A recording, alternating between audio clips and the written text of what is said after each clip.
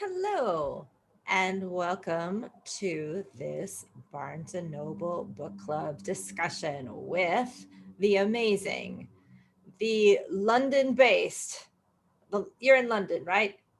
Yes. The amazing, London-based, just confirmed, Faridah Àbíké-Íyímídé, author of Ace of Spades. I'm so excited. I've been so excited for this event. I have so many questions for you. And I know readers are going to have questions as well. And you can ask them. And the way you can ask your questions is by putting them in the comments for YouTube or Facebook. And then someone from Barnes and Noble, a magical Barnes and Noble elf, will read them and stick some of them in the chat here. You can't see it, I'm pointing at it, but there's a chat where I'll be able to see some of them and I'll be able to put some of them in the conversation. But so let's start off. In case some of you haven't read it, can you just tell us a little bit, just, that question? What is Ace of Spades about? So Ace of Spades is about Chimaka and Devon, and I kind of pitch it as Get Out meets Gossip Girl, or I also pitch it as Dear White People meets Pretty Little Liars. And it follows Devon and Chimaka in their senior year of high school when things start going wrong. They're from different cliques and they have to come together to take down a anonymous bully before things get deadly. Do you ever get tired of talking about what your book's about? Like, do you ever? I don't get tired yet, but I get like worried I'm gonna say the wrong plot. Mm-hmm. So, I do that sometimes where you feel like you've said the same thing and then suddenly you think you're going to say, it's about a man who loves cheese and he meets a man with a plane and together they solve crimes. Like you feel like maybe you're, uh, you know, but I also want to address something very important to me, and that is the tree in the background. yes, it's Christmas all year in my house. So I respect this so much. And it's for you. You are, as you're based in London, it is 11 o'clock at night for you. yeah, it's really like dark outside, and I'm remembering the fact that you have light behind you because I prefer the daytime to the nighttime. Yes, it's still here in America on the East Coast at 6 p.m., but you're talking to lots of us through all different time zones around America right now, and lots of people who have read and enjoyed this book, and some people who are about to read and enjoy this book. I am one of them that has read it and enjoyed it. And part of the reason I enjoy it so much is that I am a lifelong mystery reader. And it is a mystery, it's a thriller, but it's a mystery story. Were you always a big mystery lover?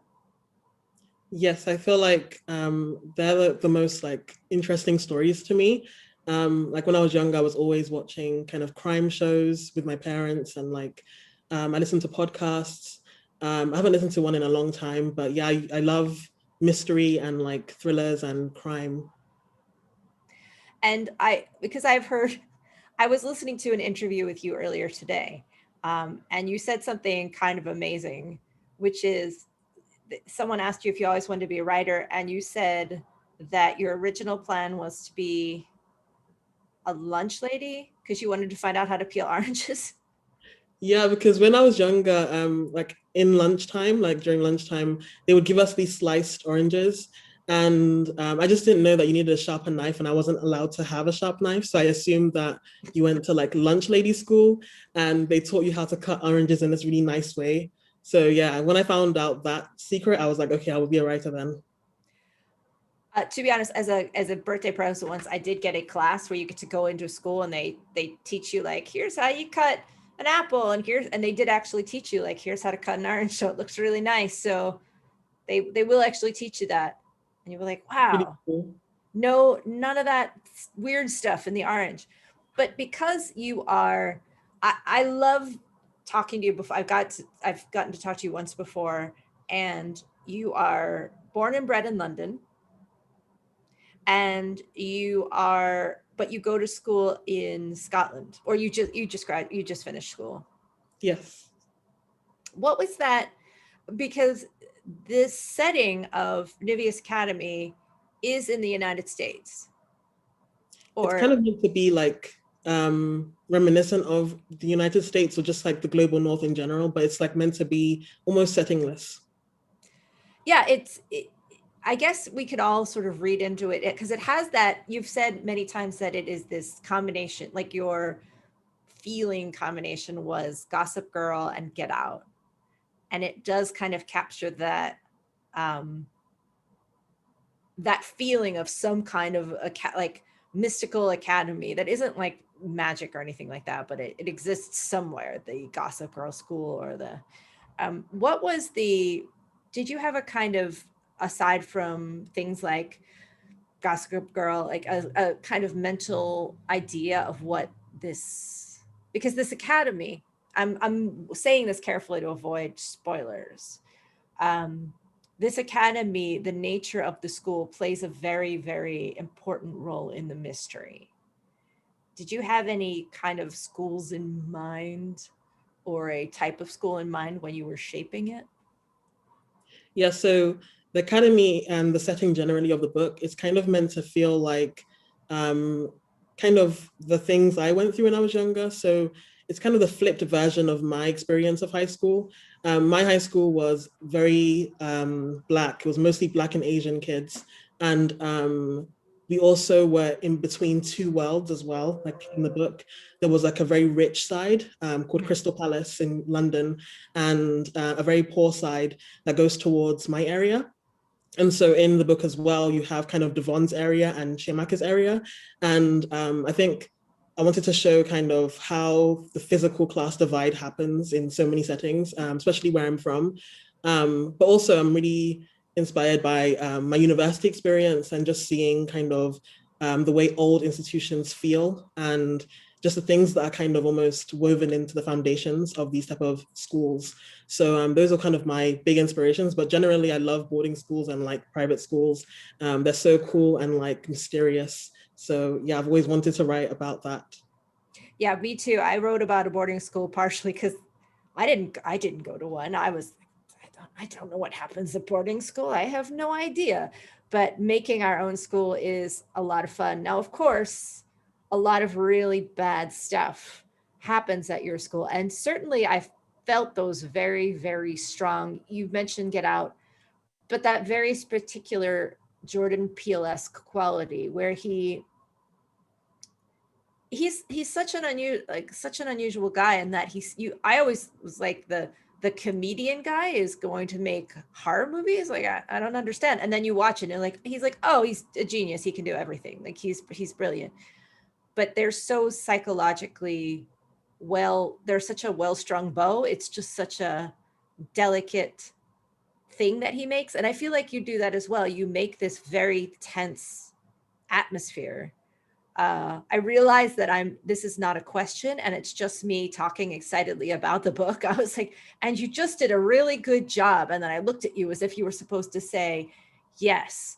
But I just looked over to the side because a question has popped up, which is a great place to start question wise. And Bridget Murphy has asked you, what was the hardest scene to write in Ace of Spades? I think the hardest scene was definitely the big climax reveal.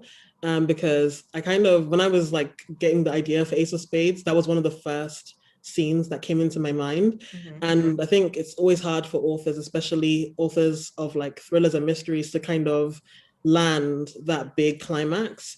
You're always scared you're not going to land it. So I feel like I had so much pressure to really deliver on that, but I'm really happy with how it came out. I know that one thing people will want to know about is you just graduated from university just like weeks ago. Yeah, actually, I'm graduating next week, like Okay. formally. So you haven't even done that yet. And so you wrote this book, when did you start it? My first year of university in 2017. And so how long did it actually take to finish? So the first draft took like about a month. And then I was like editing it a little bit. And then I was like going on not submission, but like querying agents. But I had written two other books before then. So Ace of Spades was my third book I've ever written in full. So yeah, that process was very like weird. It was like between my second semester of my first year. So you don't mess around with your time. Yeah, I really like to like do things. I'm always like doing something. So you went to school. I know this because we spoke before. So you go to school in Scotland, because I thought, how do you get all this writing done when you're in college? And your answer was so amazing that I'm going to have to ask you to say it again, which is Yeah, I'm not sure what I said to you last time. the fact that you went to school in Scotland had a very big part to do with that. Oh The yeah. Yeah, I think part of it was so the drinking culture in Scotland is very, very severe. Like people really love it there. Like there's a kind of a big part of the university it's like culture. it's like professional drinking almost. Exactly. Yeah. So I'm a Muslim, so I don't drink. And so I just had so much free time because no one was inviting me to parties. Um, and so I just like thought I could write a book during this time period. I've got so much to do. Like, I mean, I've not got much to do, so I could do a book like while I'm like wallowing in my room. So yeah, that's kind of the reason I had so much free time. But also Scotland is just really, I like the curriculum. It's very free. They kind of give you a lot of free time to explore other interests as well. It also gets dark in the winter at about, oh, I don't know, 3 p.m. Yeah, it gets really dark, but in the summer it gets light. Like, I mean, it's like light all day. It's kind of like Sweden in that way. Yeah. Did you know from when I write mysteries, I kind of start at the end and work backwards. Did you know the secrets of the academy before, or did you kind of work them out along the way? I knew the secrets beforehand. I feel like it's so hard to kind of wing it when you're writing a thriller. I mean, some people do it and I really envy them. But yeah, I had to know all the secrets, or at least most of them, before I began writing it. Yeah, me too. I don't really understand how you would write a mystery without knowing all of the, but I thought maybe she'll have a different answer that's going to be really amazing. Like, and then I just worked it out along the way. Um, I've gotten, okay, there's another question that's popped up. This is from Peggy Brownstone, who asks, what kind of research did you do you do, and how long do you spend researching before beginning a book? I feel like it depends on a lot of things. A lot of research comes from just my general interests in everyday life. Mhm. Um, like I feel like I'm not really researching while I'm writing a book. I'm just constantly looking up messed up things. And then one day they all come together and I'm like, oh, I could write a book out of all these things I learned for no reason. So I think that's kind of how I research things most of the time. Just for clarification, I just love an example of one of the messed up things, because I mean, Oh my gosh. mystery Oh, writers have some really wild search histories. yeah, I'm always so scared of getting arrested. But one of the messed up things I heard about, I don't think I can repeat it, but it's about a woman who basically cut off like a body part of a man and like stored it away. And I think my sister told me about that. She's also into the same things I'm into, so we're always like sharing messed up information. And my mum is very, she gets scared easily, so she hates being around us. Um, Aisha Cloud asks, how much is your book tied to current events? Uh, oh yeah, that's one question. I think that it is quite tied to current events in that it like kind of speaks on things that are happening in the world at present, but also looks at history and history repeating itself. And that's like a major theme in the book. But also just kind of like, I guess, like the setting inspiration as well kind of feeds into real life things going on, like just the struggle between people of color who have like a lower socioeconomic background, and just different things like that. Just things that are in the political atmosphere. I kind of write them into my stories. Do you feel like YA and the part that you're playing as a new author in YA who's going to be, you know, everyone who enters the world of books at any point in any cycle, we all kind of move the current along. How do you see the current of books like that are coming out now as a, you know, or as opposed to books that maybe even you read when you were in school a couple of years ago? So like, how has it changed since then? Yeah, how do you think it's changed? Do you feel like, do you have any thoughts on that or at all? I'm just curious if. Yeah, I'm actually really like happy with the way kind of YA is going, especially like when I was growing up, I loved David Levithan, and he writes like amazing queer stories. I loved Cassandra Clare. Yeah, I used to read so much books, but I feel like now I'm seeing so many authors of color coming up writing these stories as well. And so I feel like there's just so much more representation. And I would have loved to be a teenager during this time. And I'm so like happy that so many Black and brown kids can now see themselves reflected in fun stories. Yeah, I mean, many times I've seen you or heard you say in interviews that you wanted to write a mystery, but you wanted to just center queer Black kids in, they're just there, you know, like just put them in the center of the story. But like it's not, that's just it's as simple as that, like center them in the middle of this mystery. And I think that you succeed 1,000%. Like it's just a beautiful thing. And I feel like kids are definitely responding to that. Like they're jumping on board in giant waves because they're so happy. They're like, look, I have so many, like, look at all this great stuff that's going on. Someone has asked, oh, I got a bunch of questions all at once. Carl Leonard asks, what's your favorite underappreciated mystery or thriller novel? Well, that's such a good question. I think one I think of that I don't hear people speak about enough is People Like Us by Dana Meal. It's kind of like kind of boarding school mystery, and I just love it so much, and it kept me on the edge of my seat, and that's very hard for me, and I really love the twists and turns. So yeah, I really recommend that book. Were you always the kid who was hanging out the at Waterstones or the big, you know, the bookstore, the library, the reading Yeah. 20 books at once?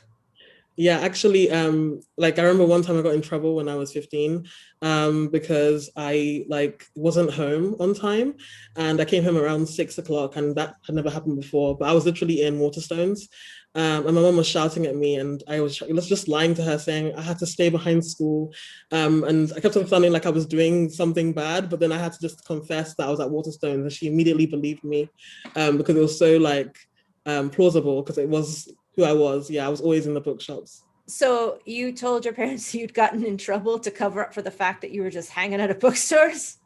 Yeah.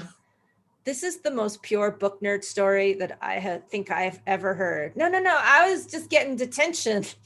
No, no. I was busy breaking windows. Okay, fine. I was hanging out with a bunch of books. Cat C from YouTube asks, how do you keep track of each character's storyline if you're writing from two POVs? So there's two POVs in this novel, and it's going back and forth. So I mean, was it, yeah? How do you keep track, and how do you decide which point of view you want to go with? So I think part of the reason I even wrote two POVs is because they kind of came fully formed in my head. I feel like I couldn't force myself to write two POVs if they weren't like people I had like extremely big ideas for. And so I really just mapped out each of their storylines and where I wanted them to begin and where I wanted them to end up at the end of the book. And that kind of helped a lot, like just kind of making like almost a map of like, or a timeline of where I want them to be, like physically, but also emotionally. And yeah, that really helped me. But generally, I just always write books in dual POV if I feel like it needs it.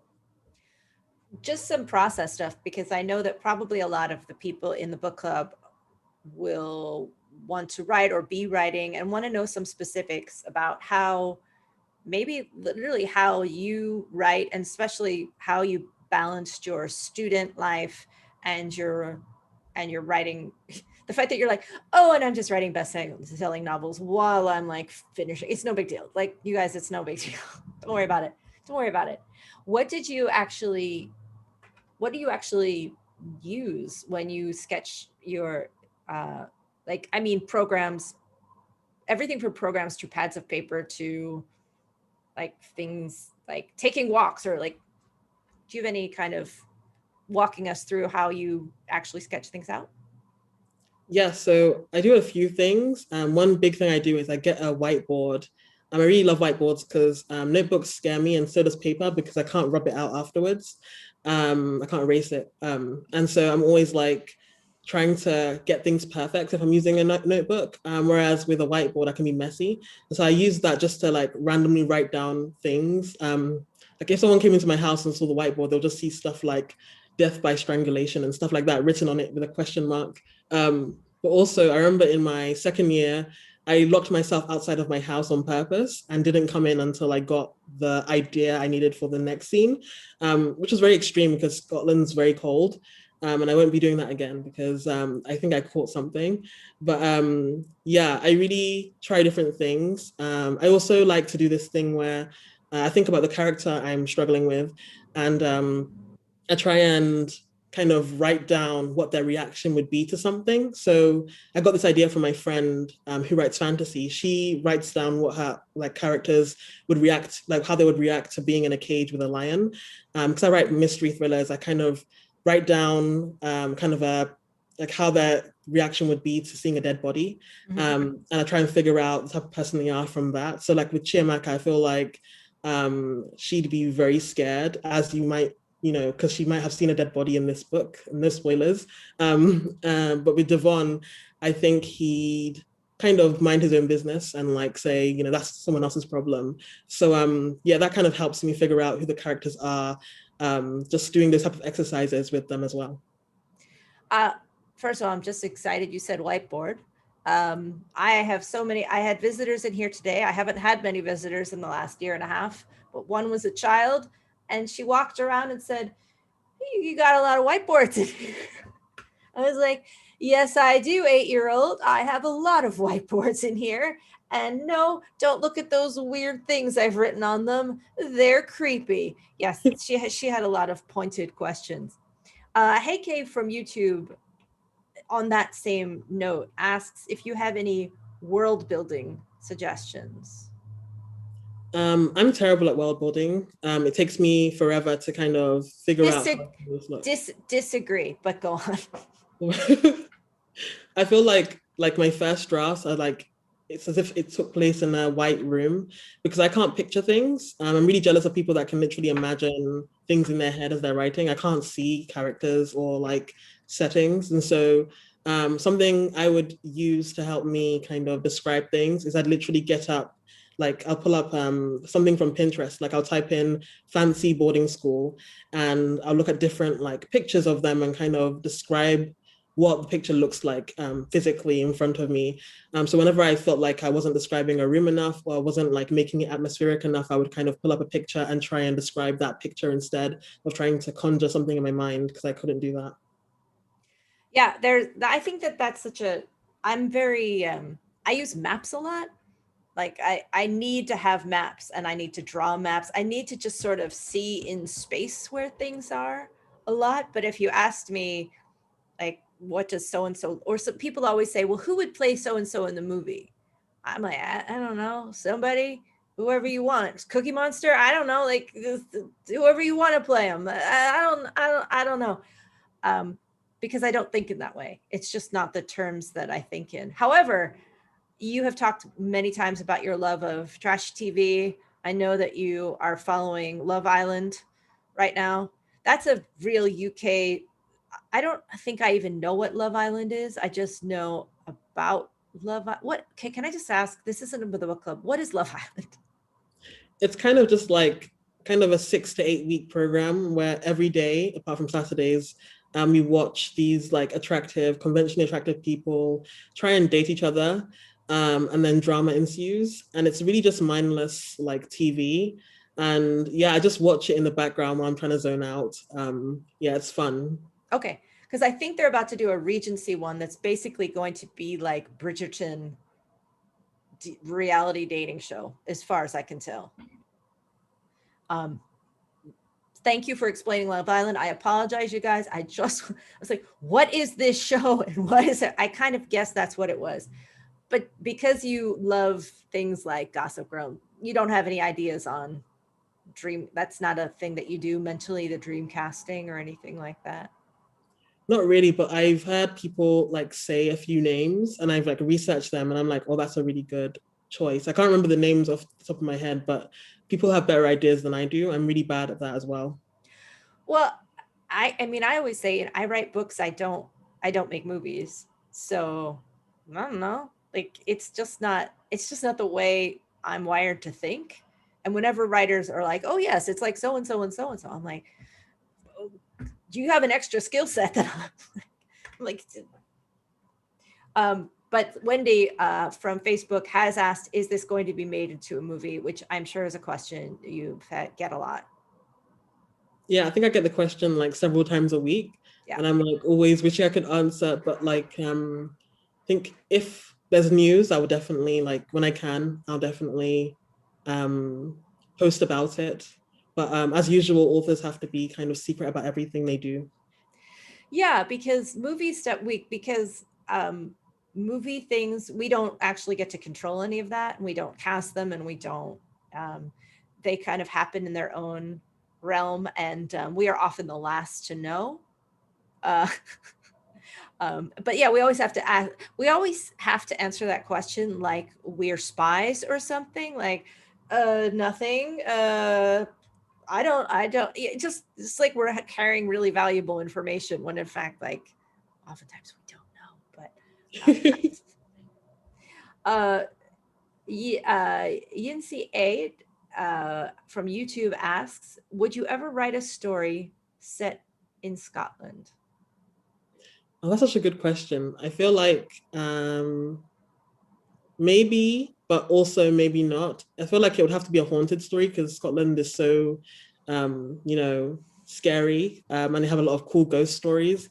But generally, I don't know because I haven't lived there long enough to feel like I could. I think I'd probably write a story in London first before writing a story in Scotland.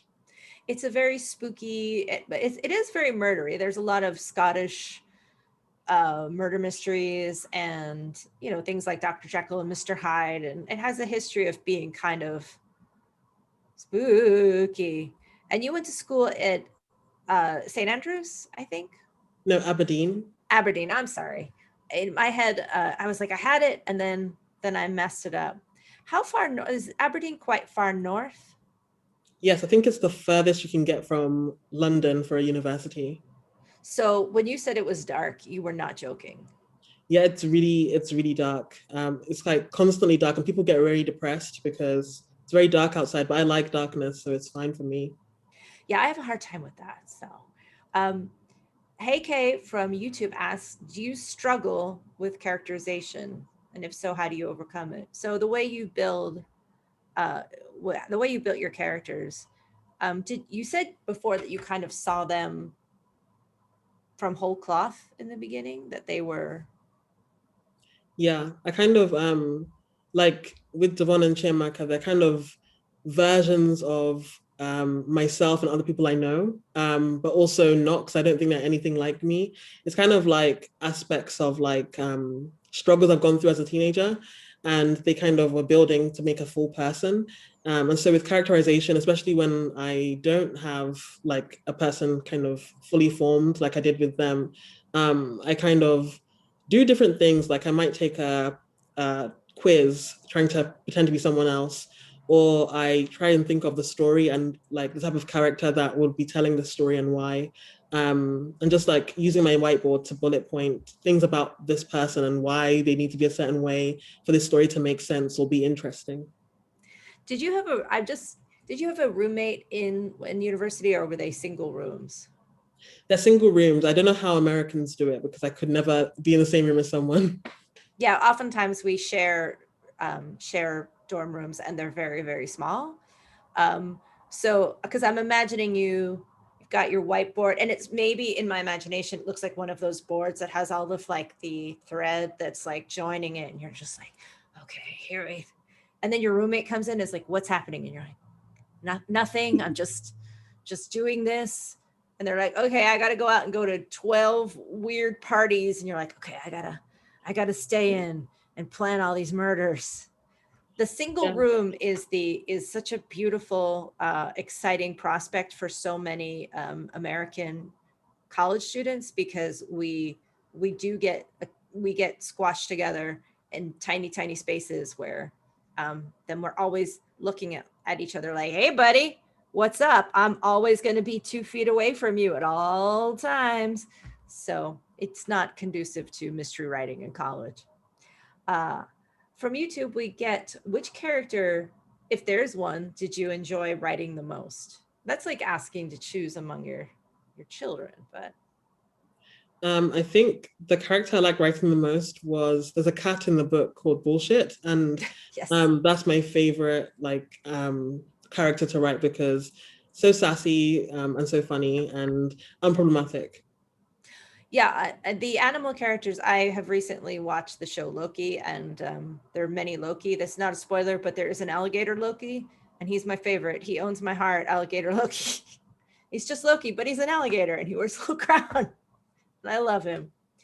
I'm just going to scroll for 1 second just to see. I want to see if you have, I want to make sure I didn't miss any of your questions. Are you already working on other books? Yes, I'm constantly working on something, I feel. And I'm currently writing, or trying to write like a second book, which is like a separate world and like boarding school and murder and all that fun. So yeah, I'm always writing something. But not at the same academy. No, I would hate that. Yeah, and also this book really, it's a very closed loop. I mean, without spoiling, like once you get to the final revelations, it would be hard to see how you could revisit this particular school, because I'm telling you guys, some stuff goes down at this school. Someone asks, and I just, because I'm not saying someone because I don't see a name, tips for struggling with self-doubt, striving for a perfect first draft, which is impossible. And on that note, how many drafts did you fully write for Asa Space? Because you said you wrote the initial draft in a month. Yeah, it was so many drafts. It was like, I don't even know how many at this point. I was just like fed up at one point. I started writing it in like 2017 was like when I was planning it, in 2018 so when I wrote the first draft, and then I got my book deal in 2018 as well. So I've been working on it for 3 years with my editor. So yeah, it was a long process. But with like self-doubt, I feel like having really good friends to like kind of support you and take you out of your own head and just kind of boost your confidence is really good. But also I feel like try not to compare yourself to like published novels, because like I said, like it goes through so many drafts, so that everything is like done well, and like there's line edits, which is like a line by line edit of everything. And so just try not to compare yourself to people who have been through years of work on the same story. And also you can't edit a blank page, and so the work begins once you have something to actually edit and like make into something nice. Yeah, all books start out as bad books. Your job is to write terribly. That is the nature of the job. You have to put some words down and have them be terrible and all wrong. And once you've done that, you should cheer yourself on and go, I did it. I wrote terribly. Hooray. And I will do it again tomorrow, because you start big and then you kind of narrow and narrow and narrow. What was the most surprising part of the publishing journey for you along the way? I think definitely getting a book deal was very surprising for me, because so I just didn't think this book would like be interesting to anyone else. I was kind of writing it like just kind of for a younger version of myself, and I was writing things that I didn't feel be palatable enough to people, and I was writing it for Black kids that were like me. So I just kind of put aside thoughts of like it being published or anyone being interested. So that was a very big surprise when there were people that actually cared about this story and these characters. And then another big surprise when it got published and people were caring about them as well. So I'm constantly just surprised by that. Where were you when you found out, just out of curiosity, what you... Oh, found out about my book deal. Yeah. So I found out like the first kind of like offer or like interest I found out while I was in English class.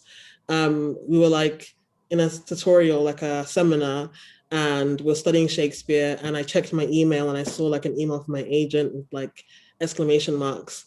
And then I found out that I actually got a book deal on a bus. Like I was just literally sitting on a bus, and I just started like trying not to scream and scare the Scottish people that were around me. Mm-hmm. If I had gotten a book deal in college and I got a note that I'd gotten one, I would have, I think first I would have just started lighting matches and going, ah! Ah! And then I would have running around the room, and then I just would have started running. Like I just would not have been able to in any way emotionally deal with that kind of excitement. So the fact that you are so cool, calm, and collected is very, very impressive. Like you just seem so like just focused. It's so impressive. But I'm assuming that at the time you were just exploding. Yeah, I was like in so much shock, and also because I don't tell people, like I didn't tell anyone about the book deal, just my mum. I was just like exploding inside quietly for a long time. And then you got to explode outside publicly, finally tell everybody your amazing news. They found out through like the book deal being announced online, because I didn't tell them personally. But yeah. Whenever COVID is, whatever it means for COVID to be over, obviously it's going to be very exciting for you to come to the United States and do appearances and readings. And I hope you're ready for all of that, because we're ready for you. Yeah, I can't wait to come to New York and like Washington and all these really cool places. I loved it when I came last time, so I'm looking forward to it. And I think sometimes when people, as Britishness is portrayed, it's a very, media wise, it's a very white portrayal.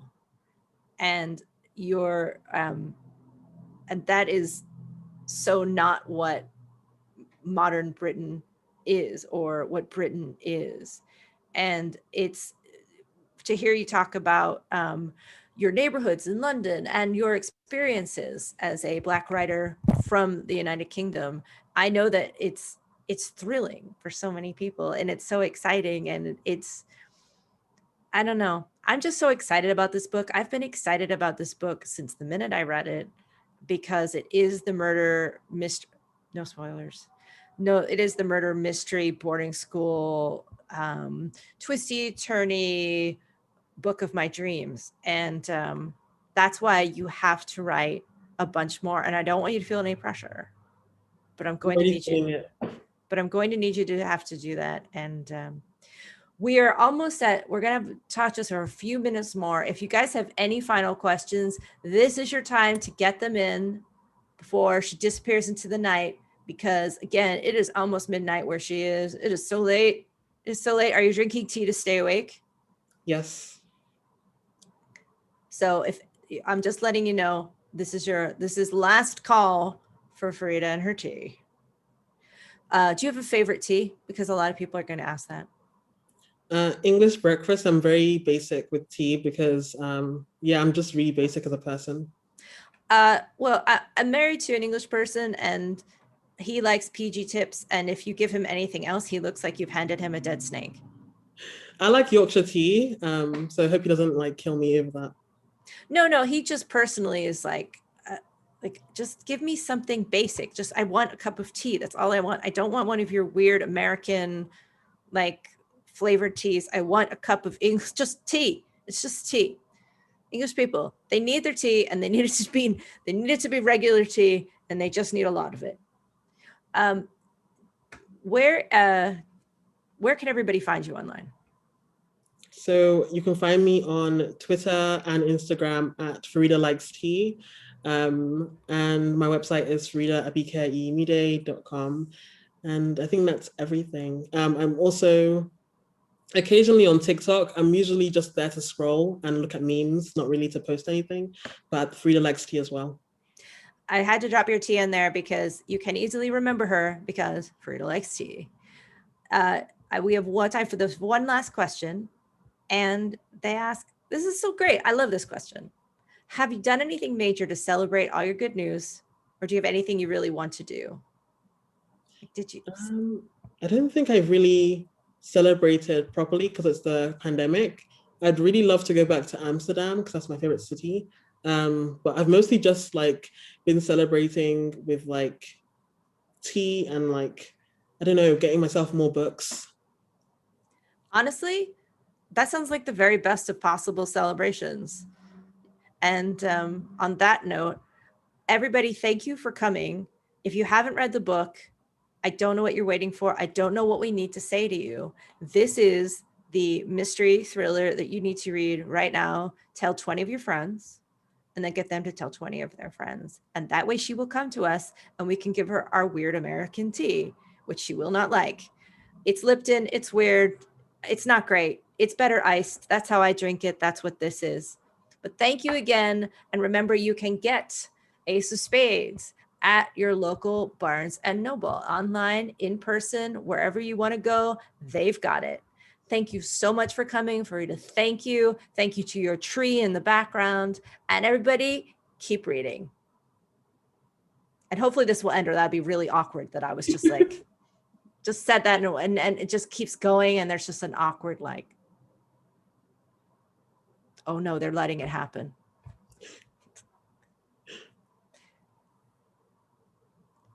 Thank you so much. Thank you for coming and like being an amazing interviewer. I was trying to kind of follow their, I'm assuming that we're off. No, we're live. I'm gonna hang up. Bye. Bye.